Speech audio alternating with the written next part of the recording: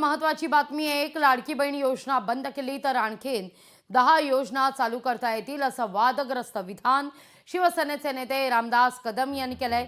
त्यांच्या या वक्तव्यामुळे राज्याचे राजकारण तापण्याची चिन्ह आहेत।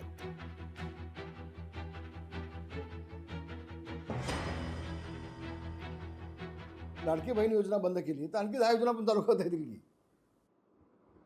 सगळी सोंग करता येतात पण पैशाचं सोंग करता येत नाही ही याची उद्धव ठाकरेंना माहिती नाही। उद्धव ठाकरेंनी 2.5 वर्षामध्ये एकातरी आमदाराच्या लेटरपॅडवर सही केली आहे का? सही तुला 5 कोटी दिले, 2 कोटी दिले, 5 लाख दिले, नाही ना। त्या उद्धव ठाकरेंना बोलण्याचा नैतिक अधिकारच नाही हो, काही अधिकार नाही। कदम साहेबांना हंतरून आता बरं आत्ताच दिसतंय, इलेक्शनच्या काळामध्ये त्यांना हंतरून दिसलं नाही आणि फक्त मीडियावर बोलण्यापेक्षा मला असं वाटतं की मुख्यमंत्र्यांकडे जावं, त्यांनी दोन्ही उपमुख्यमंत्र्यांकडे जावं आणि याच्यावर कुठेतरी बोलावं।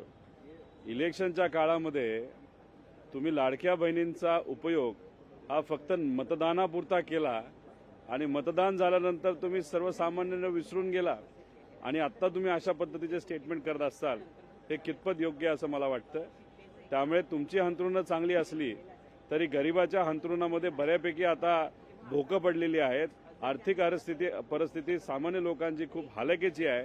त्यामुळे उगाच असे स्टेटमेंट देण्यापेक्षा खऱ्या अर्थाने सरकार कसं चालवलं पाहिजे हे मात्र तुम्ही तुमच्या नेत्यांना सांगावं असं मला वाटतं। त्यांनी काही म्हटलं असलं तरी एकनाथ शिंदे साहेबांनी दिलेला शब्द आणि त्या एका योजनेमुळे सरकारला मिळालेला प्रचंड कौल ही त्यांच्याशी प्रतारणा करता येणार नाही, ही योजना बंद करता येणार नाही। हे मान्य आहे की इतर विकास कामांवर त्याचा परिणाम जरी होत असला तरी सरकारने वेगळ्या माध्यमातून सरकारचं उत्पन्न वाढवून ती विकास कामं पूर्ण करावी हा सरकारसमोरचा एक पर्याय आहे। योजना बंद करणे हा पर्याय नाही आहे।